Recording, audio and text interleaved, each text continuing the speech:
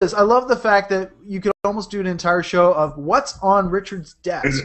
Well, you know, it's funny because last year or the year before, there's a website called Desk Space, and they came to me and said, we want to know where you write. Now, this isn't the same office that I was writing in back then, but I took pictures, lots and lots of pictures, which eventually ended up on their site, and people wrote in and they're like, Jesus, how do you get anything done? There's just so much stuff. There's, you know, pens with my little punk rock eraser on it. Yeah. There's, you know, I have lots of these. I have lots of swords. This is from Game of Thrones. It's a letter opener. Letter opener. Parchment opener. This one's from Kill Bill. It's a samurai sword. I have lots of those things. Nice. And I like to think that having things like this on my desk actually inspire me more than, you know, just having a clear blank. This thing has overseen the writing of all my books. It sits up here and watches me while I type, and 9 books later, he's witnessed it all. He's witnessed all the madness, But I've got lots of things here. I've got a monkey that holds a pen. You know, that's a crucial item.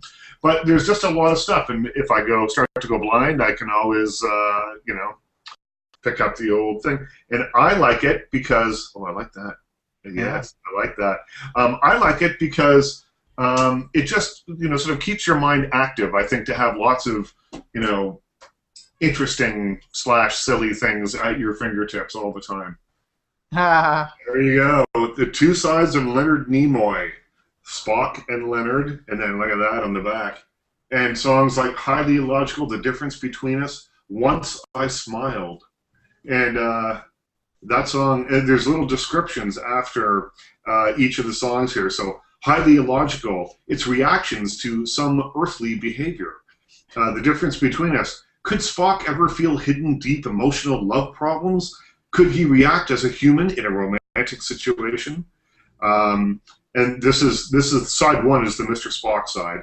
A song called Once I Smiled. Once Spock's emotional barriers were broken down, and for a short while he tasted bittersweet romantic experience.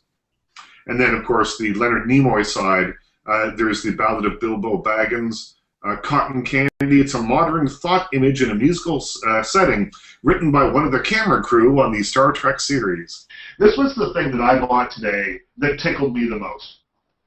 And I don't really know where it came from. Apparently, the woman that I was speaking to there had it in the back in a box, and it had been sitting there, she says, for decades. And what it is a little Empire State Building with a little King Kong at the top, and he's got an airplane in his hand. Yeah, that's awesome. Yeah, you will never, I don't know where else, other than the Ontario Specialty Company, that you would find something like this. And I'll tell you, this, I tell you, look, he moves, he's got a little movement to him. This is an awesome thing. And so I saw it on the shelf, and I was like, man, I don't know, like, you know, let's have a look at it. I thought, if it's under $100, I'm probably going to buy it because it's such a cool and unusual thing. And it was $14.95. No way! $14.95. But we went just a little ways down the street and went to a place called Jekyll and Hyde. Now, this is a place that there's one other one in New York, a little bit sort of closer to Midtown. And this one, it's like a big theme restaurant. It's like a Chuck E. Cheese for horror fans, right? And so they've got all kinds of crazy stuff. Now, we didn't stay. I just sort of wanted to it's very new, this one. I didn't want to, we just poked our heads in. But it was there that I bought something that I've always wanted. I bought a fez. I bought a fez. And then we went to Sardi's, probably one of the most famous restaurants in New York after that. And I wore my fez at Sardi's and had a drink at the bar. And, you know, the thing that I really sort of like about that is I was just goofing around having fun with my newfound hat.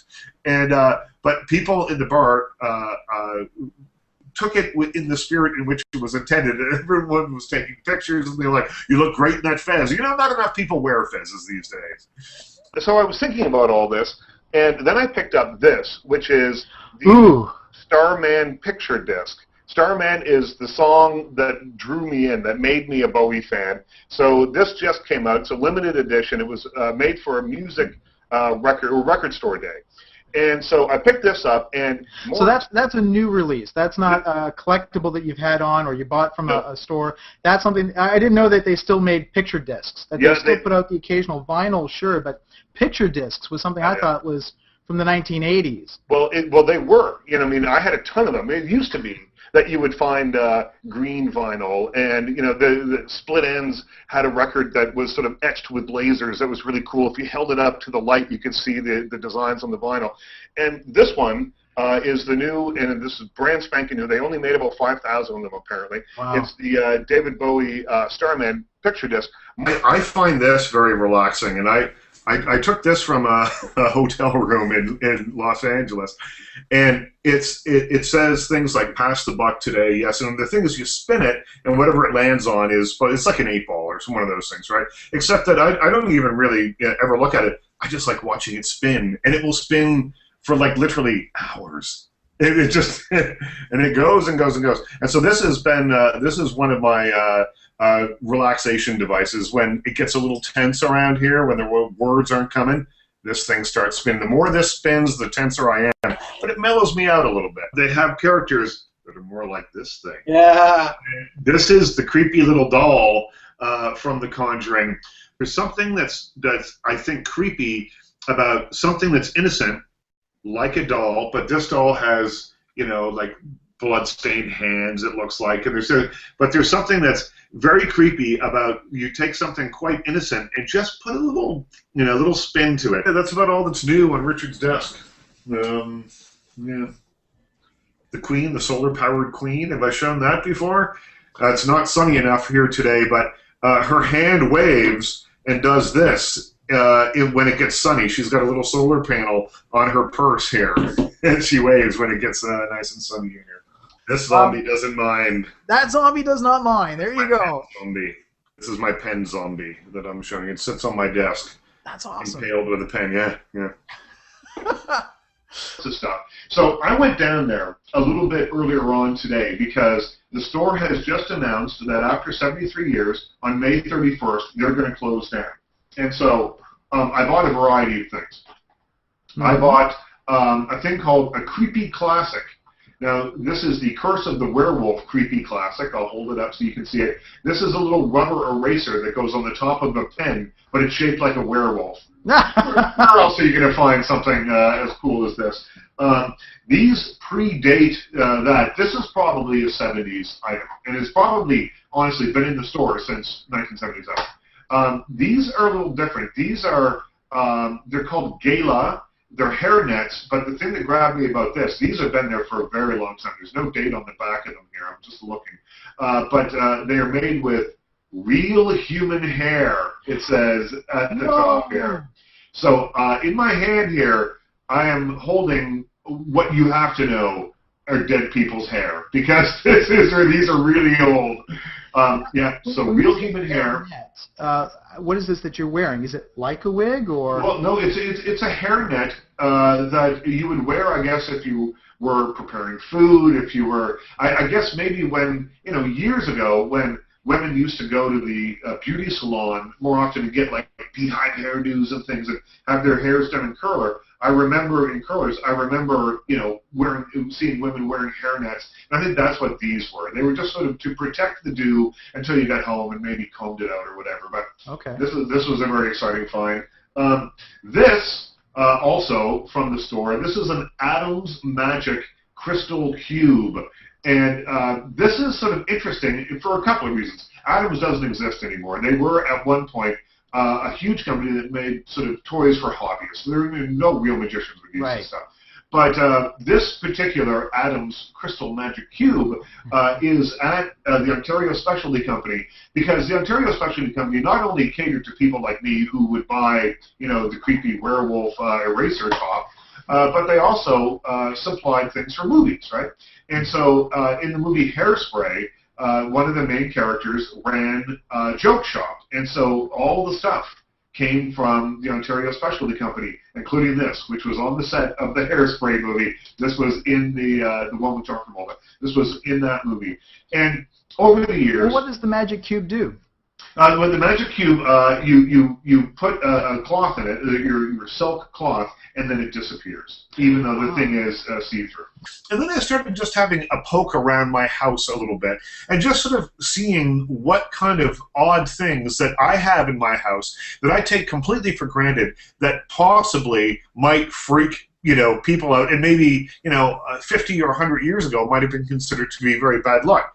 One of the things that was most obvious was this, and it's a bottle of vodka that sits on my bar in the shape of a skull. And this is Dan Aykroyd's Crystal Head vodka. And I thought, this is this is a marketing ploy. Now this is, a sort of a cool way to sell a bottle of booze. But, there was a time, not even all that long ago, when you never would have packaged booze in something that had sort of a connection to death or dying or horror of any kind, because, of course, you drink too much and possibly you could die. So there's that. Over here in my shelf, there's another skull over here in my shelf that I don't even really see anymore when I look over there, because I've had it since I was about 5 years old. My brother, it's a marble skull that my brother bought back from Italy for me years ago. And so I just started having a look around. I thought, wow, if you were to transplant a Nova Scotian into my home here, from 100 years ago, they couldn't stay. They wouldn't be able to stay. They'd be screaming at my skull, my crystal skulls, and things. I think it might do superstitious people some real harm to come visit me in my home.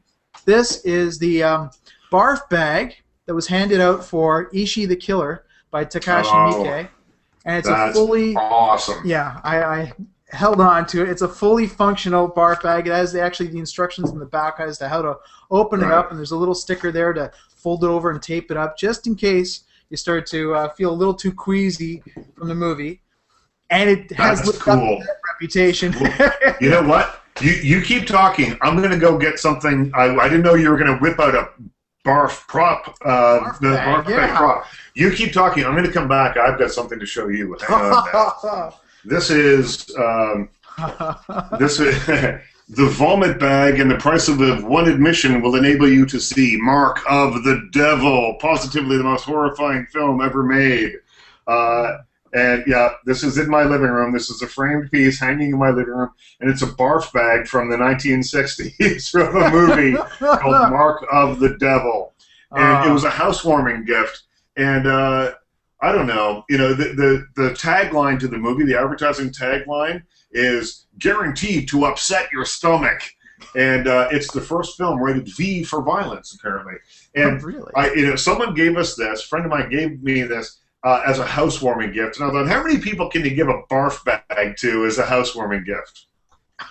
Here it is. I'm proud to have it. And this week, I did a bunch of interviews. On Monday, I interviewed Julianne Hough and Josh Duhamel for their new movie, Safe Haven. And then I interviewed the two stars of Warm Bodies, this what I'm calling a zomcom, a zombie romance. Nicholas Hough or Nicholas Hout and Teresa Palmer. And the thing that amazed me about this is after having done those interviews, that's what I walked away with. And I was able to shove the tapes in my pocket and walk out of the room rather than having to go buy another suitcase to carry them all home. So that's interesting right there. That's Josh Duhamel and Julianne Hough and some other people. Wow. But it's kind of crazy now, how much things have changed. And it wasn't that long ago. I mean, 4 or 5 years ago, we were still lugging tapes across the country, everywhere we went. And now, even this. So here's these 4 gigabyte cards right here are now apparently, I'm told, considered clunky in the business because everyone's using these little 8 gigabyte ones now. So you show, I was given one of these and I'm like, oh my God, it's huge! Look at that! It's so, it's so unwieldy. I have an idea, right? I have an idea. Sitting on my desk, let me just have a look here. I'm going to get out for a second. Sitting on my desk, I have this thing. And this isn't exactly steampunk, I don't think, but I think it's probably pretty close. It's a magnifying glass that you can hook things onto and study them up close. And the idea of it for me, the reason that I think it's sort of steampunky, is that it takes sort of Jules. When I first saw it, I thought the first name that came to mind was Jules Verne for some reason, because it just looked like something you would find, sitting on his desk. Like things that are a little odd. Here, let me step away for a moment and grab two things that I can see just from sitting right here. These are two items that have been with me. One's been with me for a long time. I've had this one. This is a skull, a little marble skull that I've had for over 40 years. I've had this for a very long time, and it came from Italy. My brother. Now I don't think it's a real skull. I know it's not. It's a little marble skull, but maybe it's a monkey skull. I don't know, but it's pretty cool. It's got like the suturing marks in it and everything. It's very cool. Anyway, so there's that, and then there's this thing, which has also been on my shelf. It's a baby doll head with a horn, and that's been up there for a very long time as well. So these are two things that I enjoy having around very much, but they have no life force. They are just small decorative items that I enjoy having. There's someone's imagination rather There's someone's imagination than their actual real, the thing that used to hold their imagination in real life, the skull. Yeah. But still, that's quite something to have when you're 5 years old. I'm not really sure what he was thinking when he brought me this back. I have a feeling that he probably brought it back for himself. And I went, oh, it's really cool, I want that, and he reluctantly gave it to me, and it's been with me ever since. I went back to Obscura, where in the East Village, where the show Oddities is sort of based out of. One of the greatest stores in North America. Yeah, and what they sell, if you don't know, what they sell is just ephemera, strange things. They sell mummified hands and squirrel skeletons and Shriner's gear and all kinds of just sort of, if it's really odd, they have it somewhere. It's a very small store, but it's jam packed with cool stuff. And one of the things that they have at the back of the store is an 18th century mummified head. Now apparently, you have to be careful when you're selling this stuff because you can't sell human remains typically, but you can if they're like 100 years old or more, because then apparently you become an antique rather than a body. So they have a mummified head, and I don't know that it's actually for sale. I think it's now become the store's kind of mascot. But they have to commemorate him. They've made these. They've made keychains of the mummified head. And so it says, it's got all the store info on the bottom. So I bought a mummified head keychain. This is the prop I just went and got. This is a Sharktopus. This is a stuffed Sharktopus. See, so from here up, shark. From here down, octopus. One of my prized weirdo possessions, Sharktopus, right there. It's awesome. And yeah, Sharktopus and the doll. It's weird over here. It is. It's not right over here sometimes. Yeah. Well, thank you very much for tuning in, and we'll see you next week. And if you have any thoughts, any ideas, any suggestions, by all means, reach out to us. We'd love to hear them. If you got superstitions, share it, because, it's there you go. Or if you got a skull in your house, we'd love to get a photo of it. Yes. Send us pictures of you and your skull. We'll put them on HeyAllYouZombies.com.